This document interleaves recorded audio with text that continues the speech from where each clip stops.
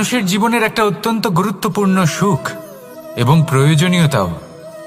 দেখতে গেলে এই সংসারের প্রত্যেক পশু পাখি, প্রত্যেক জীব অবশ্যই নিদ্রা প্রাপ্ত করেন, কিন্তু মানুষ, যার মধ্যে বিচার বিবেচনা করার শক্তি অন্যদের থেকে অনেক বেশি, তার কিন্তু ঘুমের কিছু সমস্যা অবশ্যই হয়।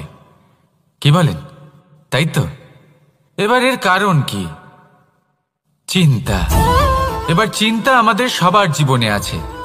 আমরা সকলে জানি যে চিন্তা কখনো আমাদের সাহায্য করে না, তাও আমাদের জীবনে আছে। কেন?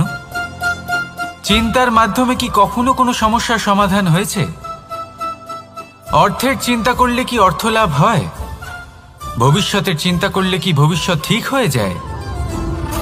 স্বাস্থ্যের চিন্তা করলে কি স্বাস্থ্য নিজে থেকেই ঠিক হয়? হয় না। তাহলে এই সব কিছু থেকে আমাদের একটা ছোট্ট শিক্ষা অবশ্যই লাভ করা উচিত। আপনিও আপনার কাঁধ থেকে চিন্তার এই বোঝা নামিয়ে ফেলুন। আর এই সব ইচ্ছে একত্রিত হয়ে আমাদের মনে চিন্তা উৎপন্ন করে। তাই এই চিন্তাগুলিকে ত্যাগ করুন। প্রকৃতির প্রেমের ওপর বিশ্বাস রাখুন। মনে রাখবেন, যিনি চিন্তামুক্ত হবেন তিনি চিতামুক্ত হবেন।